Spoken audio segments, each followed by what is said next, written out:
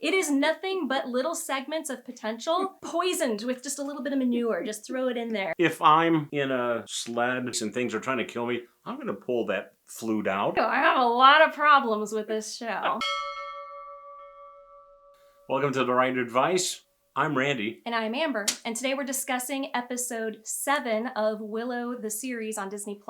Randy, your first reaction?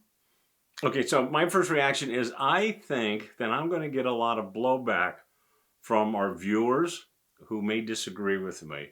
Possibly. That's what I'm thinking. My first reaction was that this was the best episode so far, but it was because it had a lot of potential, not necessarily because it actually did anything spectacular. I feel like most of that potential was kind of right, ruined. And I agree. I also feel that this is the best episode they've had so far. Mm-hmm. And that being said, there was a lot wrong with it. Mm-hmm. However, instead of me focusing on all the, and I mean all, because there's a lot, I'm going to suggest you go over to Geeky Old Hog, who's done an excellent job of pointing out the many, many silly things. I'll put a link up there, and if it's not there, which I don't know why sometimes it doesn't appear up there, then it'll be in the description. Somewhere. It will be somewhere. And go over there, and he did a tremendous job of pointing out all the inconsistencies that I noticed, but that I don't want to cover in this episode.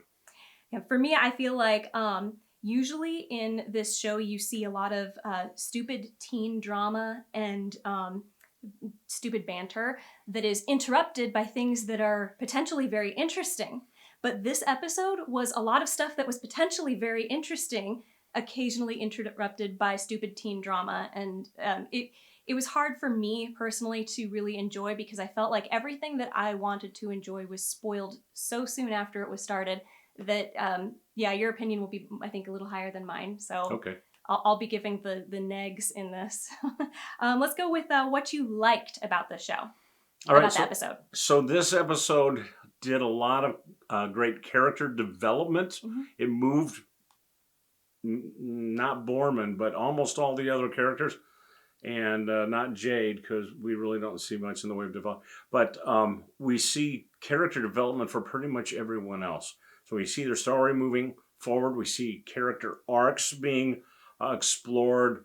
So for me, that's the highlight, is we are finally getting so much of the material that we've been waiting for. Yeah, I'd have to agree that we're seeing characters moving towards something. I wouldn't say it's consistent, though, even through the episode, but at least they seem to be more focused on where they're going to be by the end of this show than where we've seen them the rest of the show, which they were going so back and forth and nowhere that it felt like they really were going nowhere with these characters. For me, I've highlighted 1, 2, 3, 4 things. I like that the events were a little bit more interesting, but the most interesting things about these events were exposition, mainly. I loved the practical effect of the Mudmander. I don't know if there was any enhancement with CGI. It looked practical to me, and it looked great. I was so impressed. Why didn't they do this with the stupid were-rats earlier? I don't know. Maybe they were saving their practical effects budget for this. But anyway, I really loved it. I thought it was great. Probably some of the best practical effects if it was all practical. Look at the nostrils and the way that the lips move when I think it's Graydon is feeding it. It looked great. I have a huge appreciation for practical effects because I know that they're difficult, but I know that they look so good when they're done right. And this was, I think, some of the best I've seen. I also liked, I liked that there was magic in this episode.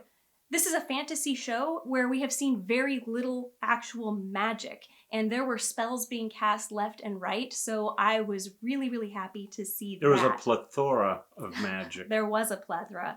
And I will also say this.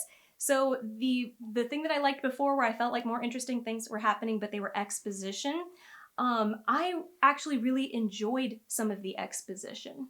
There was the old sea dog guy, the guy in the shack.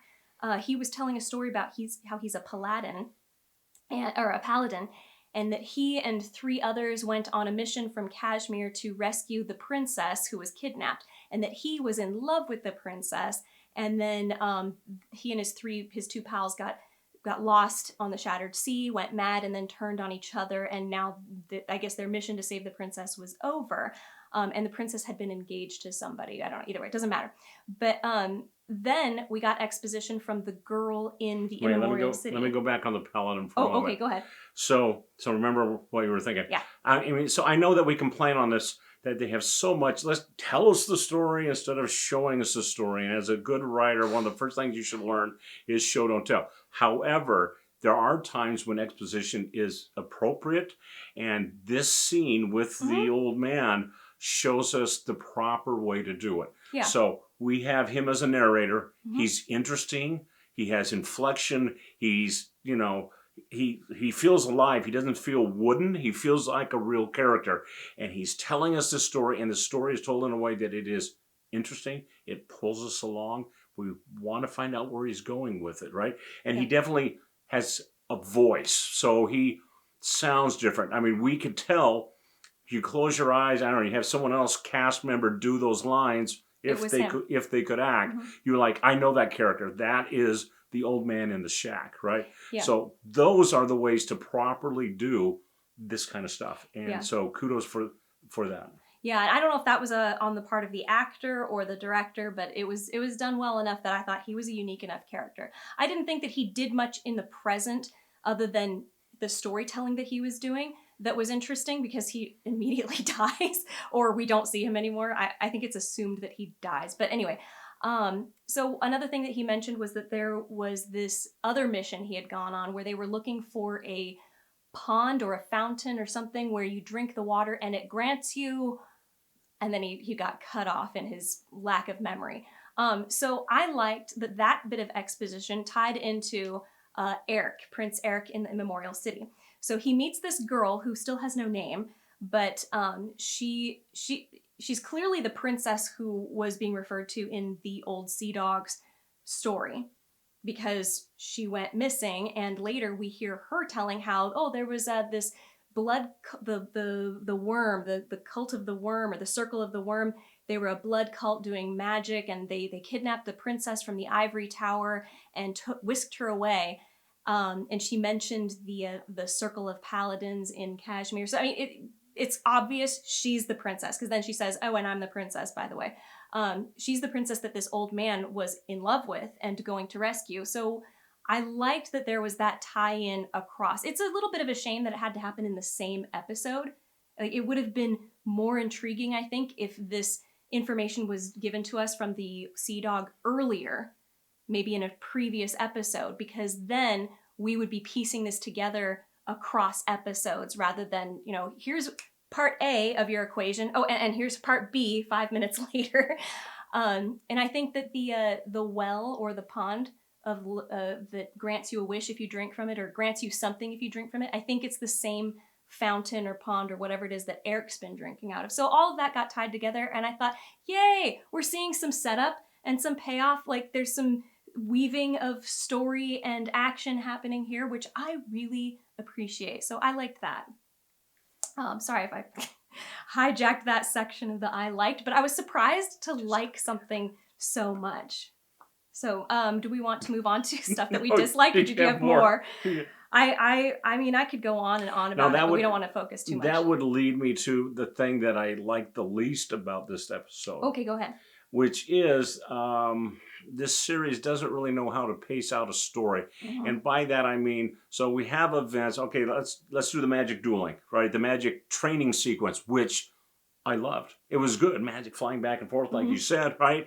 It's exciting. It's visually exciting. There's some good music to go with it. I don't know how appropriate it was for Willow. But if this was not a Willow... Yeah, if this was not a Willow sequel, if this was its own show, I would be like, okay, I like it. That's good. So it fit with the action, even though doesn't really fit with Willow. Okay, so that's great. However, that should have come in episode 2, maybe episode 3. That should have been an early thing. If I'm writing the story, I do that training sequence early on. Or at least start it.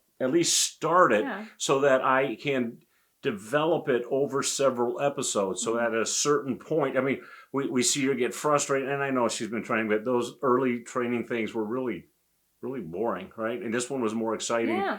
And if more of those were like that. So anyways, stuff like that where you really need to set things up. You have something in episode 2, then you have something about that in episode 4, and then in 6, right?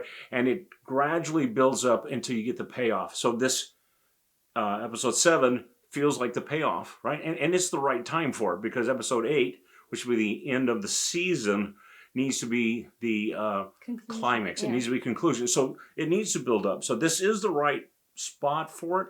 But why haven't we seen the development Progress. all along? So it's really meaningful to us. Yeah, and that really gets into what my overall dislike was. And my overall dislike covers, again, 4 categories, actually 5.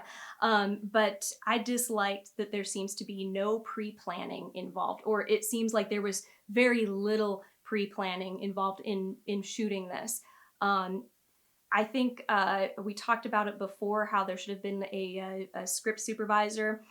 I feel like there should also have been a storyboard of this movie, of this show, before it was put on film, because I'm not sure that the cinematographer and the director were aware of everything that was getting in the can, so that the footage that was being taken. Some of the examples would be, let's see, I have, okay, the Graydon develops this relationship with the little creature. Kenneth. Yes, who he names Kenneth. We only see that creature, I think, in 3 different instances. When he is feeding it the first time, during the montage when he is sort of petting it and gives it, I don't know, like a little head touchy thing. Anyway, he's being somewhat cuddly with this creature. And then the 3rd time when we see that he's recognizing that it is sick. And immediately, that first time that he sees it, he's bonded with it in some way. He's never set eyes on this thing before, as far as we know, but he's suddenly like, oh, I'm going to name you Kenneth. I like you.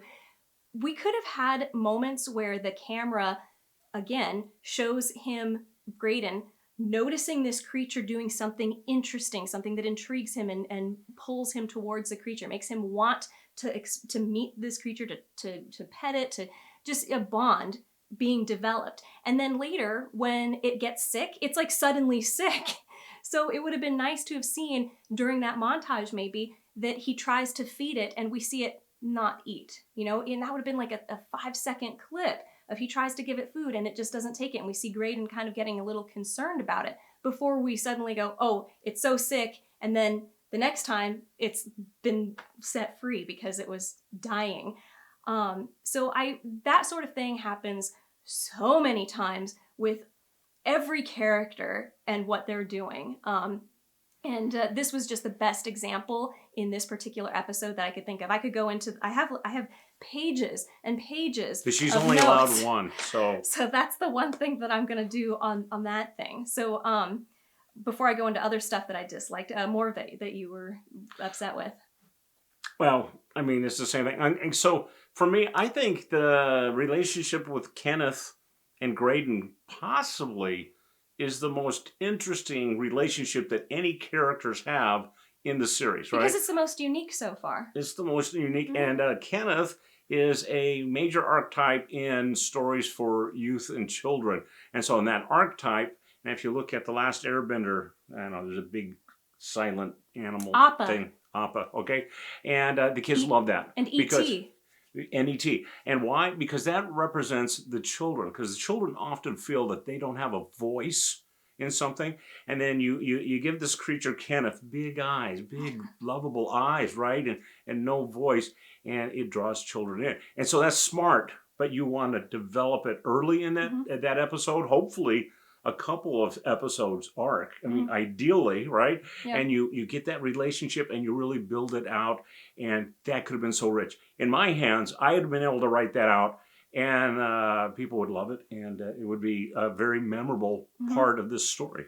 Yeah, and that gets into things. One of the other points I wanted to make was that everything feels very contrived. Like they're just forcing characters to be doing things for no apparent reason. So the thing that I didn't like was, okay, Kit and Elora. Remember, at the end of episode 6, Kit was ticked off at Elora for taking away her chance to find out, what's going on with her father and possibly rescue him. And Elora was feeling guilty because Kit had just said, why did he always choose you instead of me? That was where we left them. The next time we see them, Kit is being such a little brat, or not Kit, Elora, to Kit. She's treating her like, I don't, stay out of my business. Like that's how Elora is treating Kit now, even though she was acting completely differently at the end of the previous episode. So that makes no sense. And then so it's kind of like they were playing Mad Libs when they wrote the script. Yeah, they just, I think, what was it?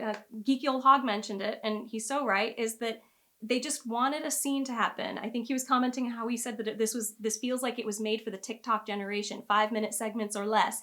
And that's what it felt like. Yeah, Mad Lib. We want to have this happen, so let's just do it. And it'll be fine. But yeah, Kit going back and forth between being, I'm so sorry, you're having a tough time being Elora Danan, and there was a time they were in the stars. Remember the part where they're on the water and then there's the stars overhead? And Kit apologizes to her and confesses that she has been jealous of Elora. And it just felt like it came out of nowhere. Because Elora's been nothing but a brat to her. And the previous time we saw Kit addressing Elora, she was angry at her. She was screaming at her. So, it's all contrived. Makes zero sense whatsoever. I had a comment about... Gosh, I have so many comments. But I have one about... Yes, I do. I could really go on forever and ever.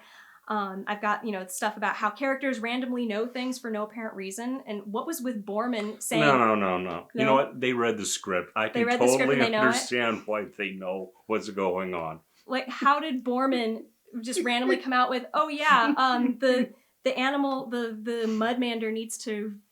What does he say? It needs to, recuperate because it needs to do what all of us do to recuperate. It needs to mate. Like, that came out of left field so far. I sat in my chair and just went... It totally breaks the mood, it right? Does. It breaks everything with that scene. And, okay, and then related to characters knowing things that they shouldn't. Oh yeah, so Willow noticed that Graydon did magic in the chase, but Willow was inside the carriage. So how did he know? He shouldn't have known. Anyway. He read the script. But the thing is also, characters who should know things don't know them. Like everybody else on the mud sled or whatever, they should have noticed that Graydon did magic and immediately gone, where did that come from? We've been trying to train Elora for 7 episodes and she hasn't done anything, and here you just whip out your flute and do magic? I'm sorry, that was just so bizarre that nobody mentioned it. And then nobody mentioned that, how could nobody notice the duplicate old man behind the bar? How do you not see that? You're staring right at him. Directly behind him is this old man walking across, and Graydon is the only one who notices. And you brought up that maybe he has some magical sight. Yes, I mean, so I don't buy that. I'm not sure that I mentioned this early on, but to me, it's obvious that Graydon has magical training of some sort. Maybe not really to cast spells, but he can read magic, right? He can read the magical language. Mm-hmm. And I had told Amber that I thought that perhaps the 2 kingdoms, the secret they're kind of hiding is the other kingdom is practicing magic in some way or is embracing magic in some way, even though that's outlawed. And I thought that was really good, except that there have been many opportunities up until this point here where Graydon should have used magic if he actually knew how to use it. And then they're like, oh, he didn't know how to use magic. It was instinct. He just whipped out his flute and uttered a magical word and instantly knew how to do a spell. Because, if I'm in a sled and it's a chase and things are trying to kill me, I'm going to pull that flute out and I'm sure the flute will save you from the giant condor coming monsters, at you. because that's totally what stops monsters is pointing flutes at them. I think it's okay. I mean, you know what? The condor could have been an illusion anyway, because as you pointed out, it's been killed already. It was blown away by the flamethrower in, was it the previous episode? My gosh, how many things? No, it was 2 episodes prior, wasn't it? I don't know. I think it was episode 4. You know what? It doesn't matter. It kind of blurs. The flamethrower. The You guys know the flamethrower, yes. flamethrower. Yeah, I think I've got a short coming up for the flamethrower. I hope so. It's going to be funny. Yeah, so it made no, it really bothers me that characters don't notice things. Like, also, did nobody notice that Kit doesn't bleed anymore for some reason? She gets hit by a ninja star in her arm, no blood whatsoever. And I thought, oh, the golden water, the vermiscus that makes that, elixir that makes you stronger and faster has somehow given her superpowers, which I still think that's a thing. I still think that's a thing. Because I know if I got hit with something that big, I'd be screaming.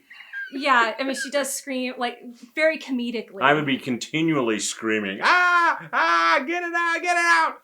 Maybe crying. I mean, I'm not... The atrocious thing is there was no blood. And they've shown plenty of gory, gross things up until now. I don't know why there wouldn't be blood unless there wasn't supposed to be for some magical reason. Like, she has imbibed this elixir and now she's super strong and powerful. I don't know. Ugh. The last thing that I really didn't like, I'm skipping over lots of stuff because there's so much I didn't like, but was Eric. I don't like what they've done with Eric. It is such a cop-out. It is so stupid. He has been nothing but honorable this entire time. We saw him making out with Dove at the very beginning, but we've never seen him do something that was dishonorable. We haven't. He has been devoted and loyal to Dove in every scene that we've seen him. When Kit was acting like a spoiled brat and possibly creating a war by insulting the other family from Galadorn at that marriage announcement party thing that they had in the first episode, when he talks to her in the hall and he's like, I care about you and I'm your brother and I love you even though you're kind of a brat. And he goes out to defend everybody and he grabs his father's sword, or I don't think it's his father's sword, but he's doing, the tricks with the sword to go defend him with the Gale's attack. We've only seen him be good. He's only been loyal to Dove, Elora Danan. Even when this girl suddenly starts putting the moves on him, which felt so contrived, it was so stupid, he kind of starts to go for it, but then no, I love a Dove. I love Elora Danan. He doesn't know she's Elora Danan. I love Broomhilda. and he resists. He resists the temptation. So how are we going to turn him evil? We're just going to give him some of that golden liquid, which he's been drinking all the time up until now, unless it was an illusion. But now it's going to turn him evil. And how do we know he's turned evil? Because the next time we see him, his hair is cut short. He's wearing a sleek black leather getup, and he's got some sort of a weapon over his shoulder that he's never had before. So he must be bad. And I think we're going to get the brother-sister showdown that I've been anticipating all this time. She'll be souped up on power. He'll be souped up on power, and it'll be a magic battle. Or maybe they'll have Elora have to tragically execute him. And Willow will attempt to cast a spell and pass out. Yes! You pointed that out. I guess he doesn't get tired from casting magic anymore. Not once did he pass out during the entire montage of him throwing magic over at Elora. Right. Okay, so let's move on to our favorite scene. Favorite scene, go ahead. All right, so mine is towards the end of the episode, and it deals with Willow being tempted, we think, by the crone through the voice of his daughter. All right, so for me, this is the best acting that Warwick has been allowed to do in this series. I mean, at this point, I'm seeing his acting chops come through. Because it's not that he's a poor actor, right? I think it's maybe the direction that they've been giving him. And he feels that longing to go and help his daughter because he failed his wife. He wasn't there when the village was attacked and his wife died, and then his son was disappointed and left. Okay, so you know what? That's really excellent, right? We see regret. We see an attempt at a redemption arc, which are important for heroes. He's not going to make the same mistake again, and he loves his daughter. And you can feel that. So for me, that was just a really nice scene. Yeah, I think I would have liked to have that revelation of what happened to Kaya and Rhiannon a little earlier as well, though. Because again, it felt like, okay, we got to make sure that his his arc makes sense. So let's throw in the information that makes everything he's done up until now kind of make sense. Yeah, that just goes back to the here. pacing issue we mentioned earlier, and right? no planning. The planning was not there. So my favorite scene was actually with Willow as well. It was him training Elora when they first step out into the water, and he's talking to her about, you know, how magic is not, you know, what does he say? He says that your enemy is not going to tell you when they attack. And I was like, this is the Willow I have been wanting to see, because this is who I think he would have been logically after the movie, and who he has not been at all in the show until this very moment. So that was a good scene for me, primarily because it's something that I've always wanted to see and have not been able to see. And secondarily, because this is a moment that we have been waiting for. We've been waiting to watch Willow actually work with Elora on magic, because he has not until now. And so we finally got to see it, and I thought, hooray! And then he immediately went back to being self-conscious. I mean, yes, I do like that it was his doubting in himself, saying, you know, I can't fail again, you know, and he wants to go back with his daughter. I mean, he's tempted to leave to go and save her. And I felt like that it was such a sudden flip back to this. Well, but it is a part of the hero's journey, which is a kind of an outline for how stories normally run, which is often the hero doubts themselves right before the big battle with whatever force that opposes them. There's doubts, and they have to dig deep and get themselves ready for the battle. So I didn't have as much of a problem at this time with Willow doing that, because this is where I would expect to see that in the storyline. I think so. But it comes back to there not being the planning, because so we mentioned it in our last video, this does seem to have been made for the TikTok generation, where scenes happen in 5-minute segments or less. Now, each individual scene seems to be mostly okay, but only like this. And when you take it into the context of the whole story, there was no lead up to it. There was no setup. They threw everything that you needed to know right in that exact moment. And although you shouldn't reveal information until it's needed, revealing it only the second before it's supposed to be relevant is bad too. You don't want to do that. You want your audience to get used to the idea that your character is changing or that they're doing something. And actually, smart storytelling, especially in a series like this, you want them to go like, did they talk about that before? And go back and watch the previous episodes to see if they cover that information. That's smart as far as marketing goes, because then you get people watching episodes 2 or maybe 3 times. Right. Exactly. I have a feeling that there is very little in this series that you're going to need to rewatch, because all the information you need to know is going to be fed to you on a silver platter the moment that you need to know it. Like, you know, here you go. Willow is conflicted because he feels like he failed Kaya, and that's why he lost his son, and now he's really clinging to his daughter. So that's why he wants to suddenly turn back. You know, and that's a beautiful arc. It is. It's really nice. But you need to be developing it all along. Yeah. And then when you get to this point, I mean, so to me, it was an emotional scene, and I enjoyed it, but it could have been even better if it had been properly built up to. How did you like how at the very end he talks about how, you know, I'm not a great wizard. I'm just a farmer who got lucky. Didn't we just watch you do a ton of magic, though? Okay. But he's not a great wizard. I mean, that was more spectacular. That was easily as spectacular as the magic we saw Finn Rizal doing before. So this show, so much potential. It is nothing but little segments of potential poisoned with just a little bit of manure. Just throw it in there however you can. Just, you know, like, I think I had lessons about this, like movies that are, you know, oh, don't go and see that movie because it's got a sex scene in it, you know. It's just like being handed a beautiful, lovely brownie. Like, isn't it delicious and chocolatey? Just so you know, I put a tiny piece of poo in it. But, you know, don't worry about that. The rest of it's good. Like, that's how I feel this whole show is. I'm sensing that you have problems with this show. I do. I have a lot of problems with this show. I mean, firstly, because it took something that I loved and it turned it into something it wasn't. It just disrespected the thing that I loved before. And secondly, because even if there was no Willow movie, this was its own thing, it has so much good stuff that is just ruined. And I would never recommend this show to anybody, except as a lesson in what not to do. I would say don't bother watching it unless you want to learn how to ruin good ideas. Yeah, that's a good idea. I mean, I teach classes on writing, and maybe I'll draw material from this to show my classes. Don't do this. Watch it and see why.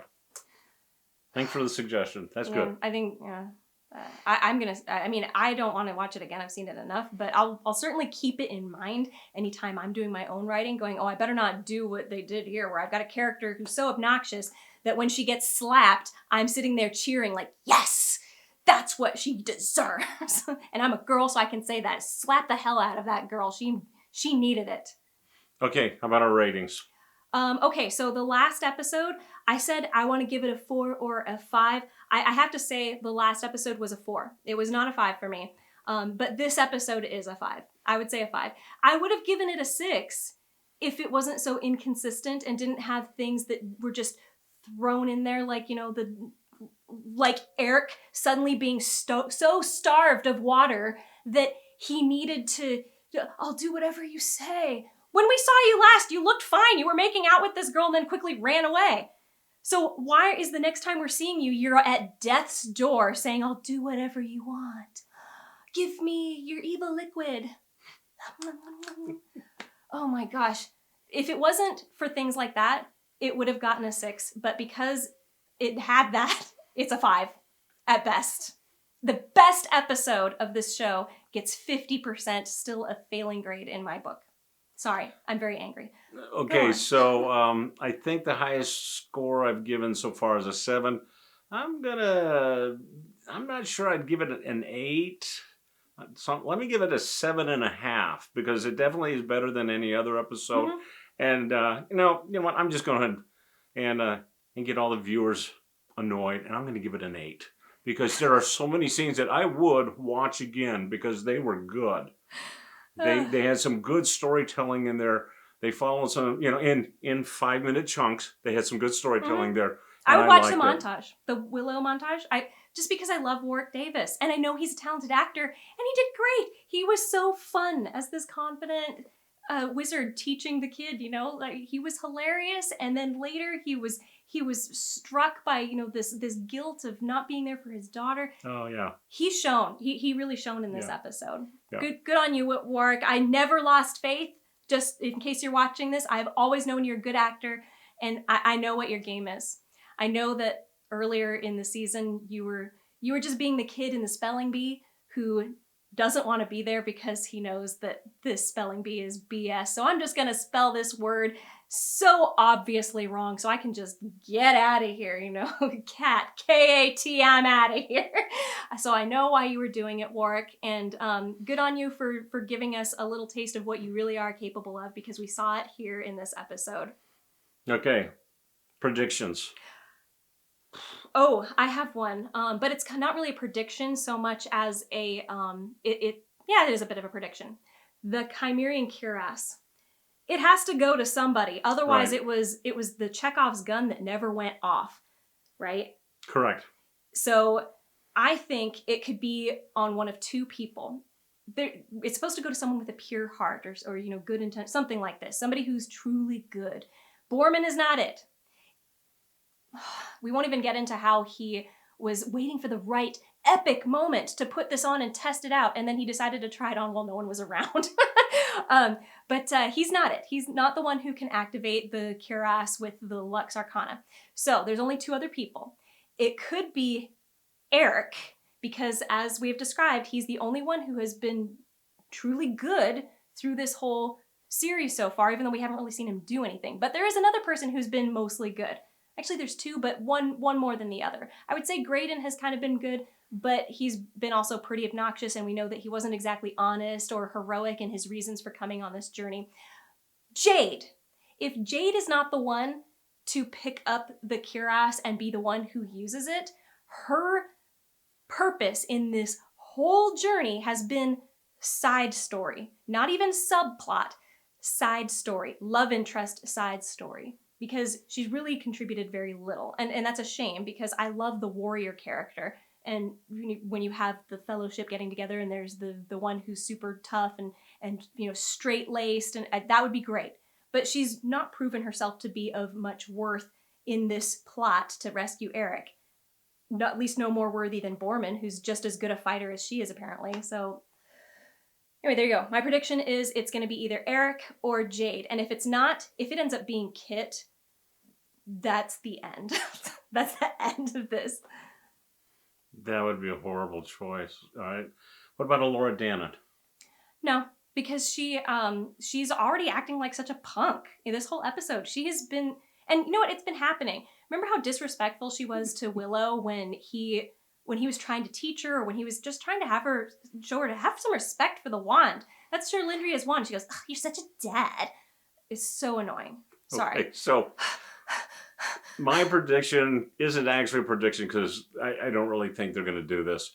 But what I'd like, but I don't think that they're going to be able to wrap up the season in episode 8. I don't think so either. I think they're going to really mess it up, and it potentially will be the worst episode of the season. So I'm expecting that it's going to be the worst episode. So I'd like to go back to the musical. Yeah, at least that would be entertaining, right? Uh-huh. They could have a dance-off fight, kind of like in Zoolander. They're breakdance fighting. I'm thinking the Guardians of the Galaxy, right? I know about that. I didn't see it. I think they should totally get into that, and that would be great. And they break out into song, and they end the whole season with, a good arms around one another, and just yay. That's how they should end it. Oh my goodness! What do you think about the crone and the worm? Remember how we've now learned that the crone is not really evil. She was just she was kidnapped, and she trusted the wrong person. So once again, we do see the theme of the evil people aren't really evil, and then the worm isn't actually an entity that can be. It's sleeping. It's sleeping deep beneath the earth, feeding off of the magic, which is the bloodstream of the universe. Yeah. Anyway. So there are no bad guys. So if there are no bad guys, the musical makes sense, right? Let's not fight. Let's dance it off, and then all agree to be friends, and we can bring out those truth plums again. Spread the narcotics around, because that's always a good message for family shows, right? Take narcotics and dance around. And I'd like to see the young girl that seduced Eric. I'd love to see that it was an illusion, that she's actually this old hag who was in love with the sea dog in the shack, right? And that he only saw her as young and beautiful, but now he sees that she's her true self, this old, disgusting, 80-year-old hag, and he's like, it's okay. We had some good times. We get some old people dancing. I mean, that'd be hilarious. I think, oh my gosh, this show really could go anywhere. It could absolutely go anywhere. I would not be surprised if, I don't know, they open up the door and it apparently goes downstairs. So we're learning more. You always are given just a teeny little bit of information about what's next. Like, you open that door and, guess what? There's stairs going down. Have you ever been down there? So it's a down there, right? I would be I would love it if going down there is like they've come off the stage and we're in the real world. We've just been, it's the Truman Show. I don't know. It could be anything. It could be anything. Really anything. How ridiculous is that? That there is so little sense of logic and continuity in this story that it could literally end any way you want. No, I have one more thing. Oh. So Graydon is talking, and he mentions that he is playing a role in a romantic farce. So he said that? Yeah, he did. Oh, he did. So you may go back a couple of our shows back, and I talked about it being a farce. It is a farce. So and he's admitted it. They've just come out and fully admitted that it's a farce. Yeah.